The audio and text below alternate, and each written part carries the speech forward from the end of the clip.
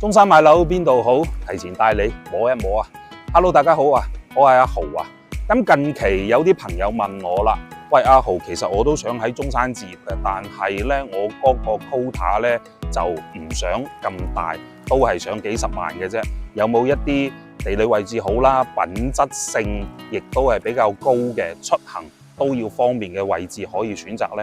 咁其實我都諗咗下，如果你話喺城區幾十萬嘅budget去揀住宅性質嘅樓盤呢，咁其實就相對比較難啦。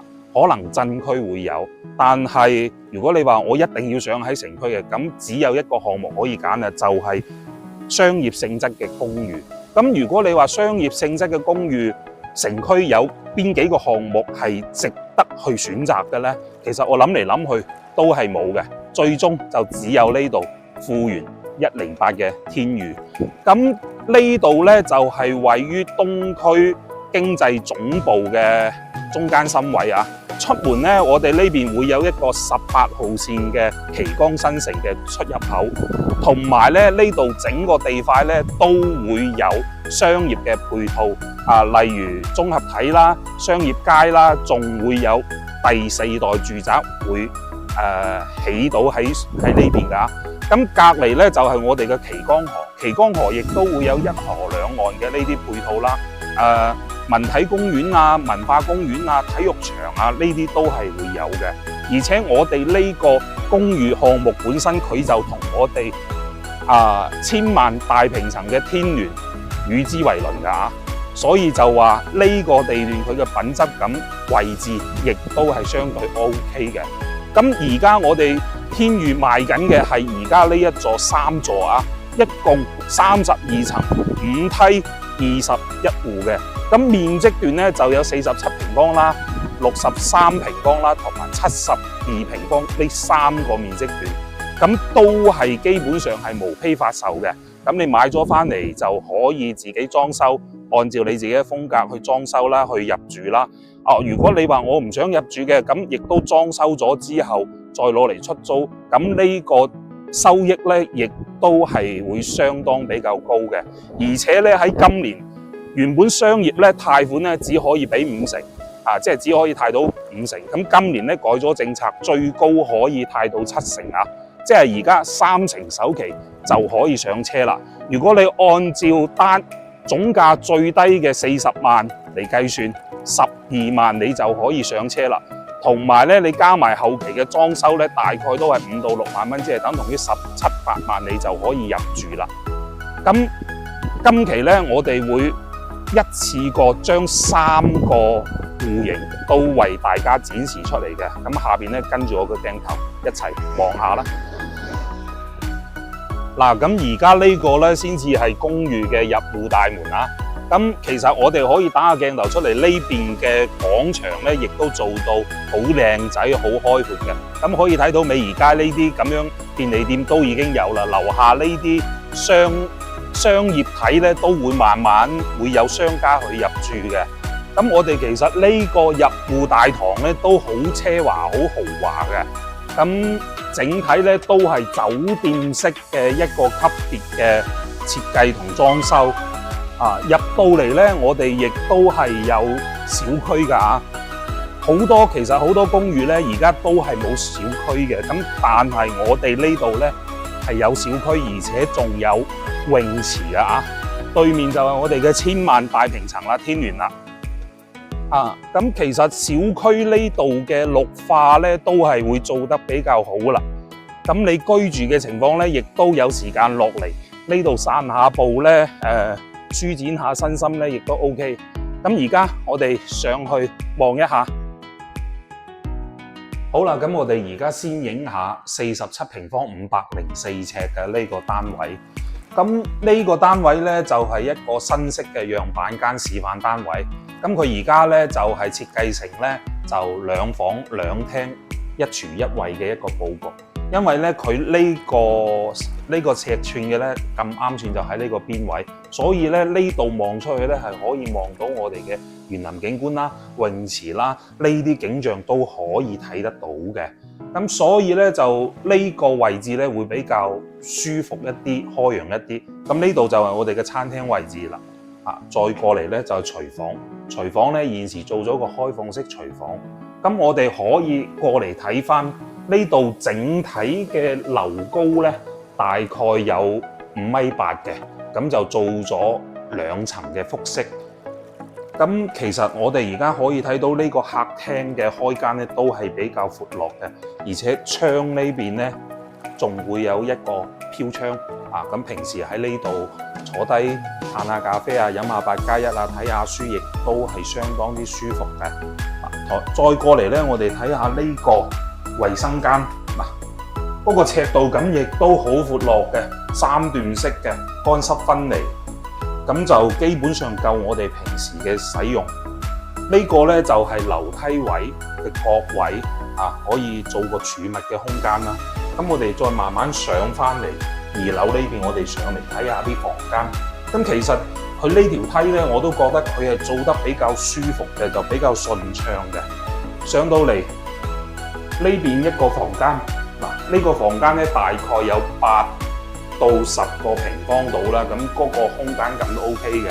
再過翻嚟呢個咧可以做個主人房，係咪？其實2間房嘅尺度感咧，亦都係冇問題。咁我哋可以呢度打翻落去，再睇下成個中空呢個客廳咧，係咪感覺好溫馨咧？係咪？呢個咧就係47平方嘅一個示範單位。咁其實示範單位佢會有好多隻嘅設計。咁我只不過係選擇咗其中嘅一種展示俾大家作為一個參考。咁下邊咧，我哋再睇下其他戶型。好啦，而家我哋展現嘅係62方672尺嘅呢個戶型啦。咁呢個戶型其實我就覺得好有一種我哋平時住宅複式嘅呢種感覺啦。入嚟都係客廳、餐廳、廚房呢個咁樣嘅構造啦。咁佢呢個戶型咧有個優勢就係佢會有一個陽台嘅。陽台雖然唔係好大，但係一般我哋嘅晾曬啦、放洗衣機啦，同埋一啲掃把地拖都係冇問題。咁呢個戶型咧就係3房2衛一個套間嘅一個設計啦。咁我哋可以睇到，其實呢個戶型同樣都係望住緊我哋嘅小區園林嘅。咁再加埋呢個有接近成3.5米嘅落地窗咧，就成個採光通風都係 OK 嘅。咁佢房間咧，2樓會有2個房間，1樓咧一個房間咧就喺呢個位置。咁呢個位置咧可以做個書房棋牌室或者休閒娛樂活動室都係 OK 冇問題。咁上邊2間房咧就一間係套房嚟嘅。咁我哋而家睇下個空間位啦。咁其實我覺得佢呢度啲公寓咧，所有嘅衛生間嘅空間感都係非常之舒服。你睇下乾濕分離，都係即係唔會話學得其他公寓咁個廁所會做到好細。咁樓梯位咧就做咗入門口位呢個位置啦。咁上嚟咧其實亦都好輕鬆咁就上到嚟，行到上嚟。咁行到上嚟嘅第一眼咧，你就可以通過呢度就望到我哋嘅客廳。咁呢個中空廳咧，其實對於複式公寓嚟講，我覺得係相當之舒服嘅一個位置。咁呢邊咧就有一個客房啦。呢個房間亦都係8到10個平方度啦。中中等等嘅，唔算好大。再過翻嚟先至係我哋嘅主人房。咁主人房咧係一個套間嚟嘅。咁佢其實亦都有一個好處咧，呢度係做咗個窗，係可以通風透氣。呢邊咧就係衛生間，亦都係乾濕分離嘅一個設計。咁其實咧呢個尺寸咧，我個人認為咧就更加適合一啲就可能一家3到5口人翻嚟度假旅行嘅，因為佢可以做到3個房，亦都可以做2個房，即係2+1。有個係作為書房嚟使用，咁呢度咧就可能更加傾向一啲我想空間感更加大嘅一啲咁嘅朋友。咁下邊我哋再去展示埋最後一個戶型。好啦，最後我哋就睇下72個平方呢個戶型。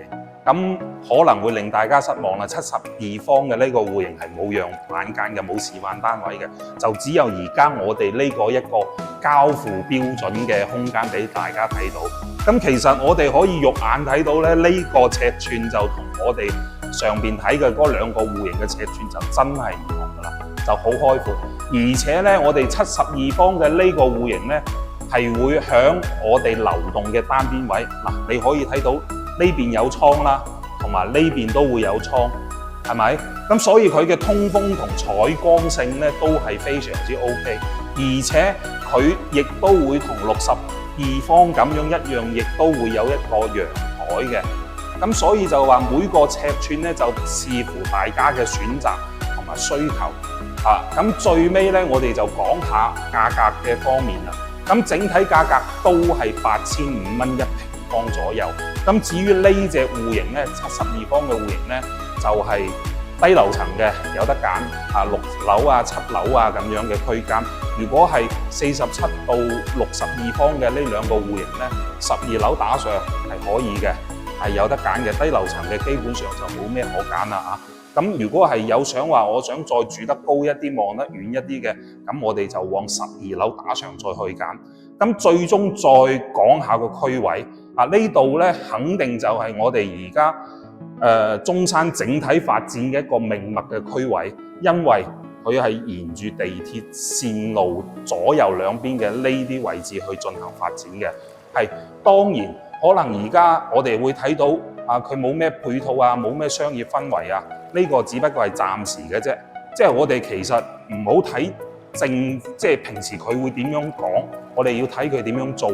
其實呢度周邊嘅配套咧都逐漸喺度實現緊啊，所以你需要俾啲時間佢。任何一個新區嘅發展咧，佢都需要一個時間嘅發酵，係咪？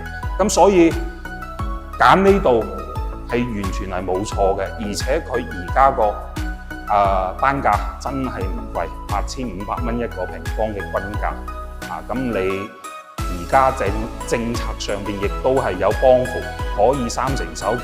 咁對於未來嘅一個預期咧，都會慢慢咁拉翻高佢嘅，係咪？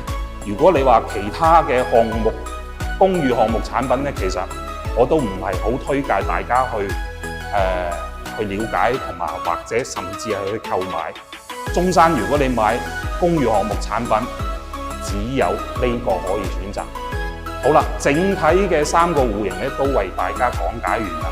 咁如果有想要更詳細嘅資料咧，可以聯繫我。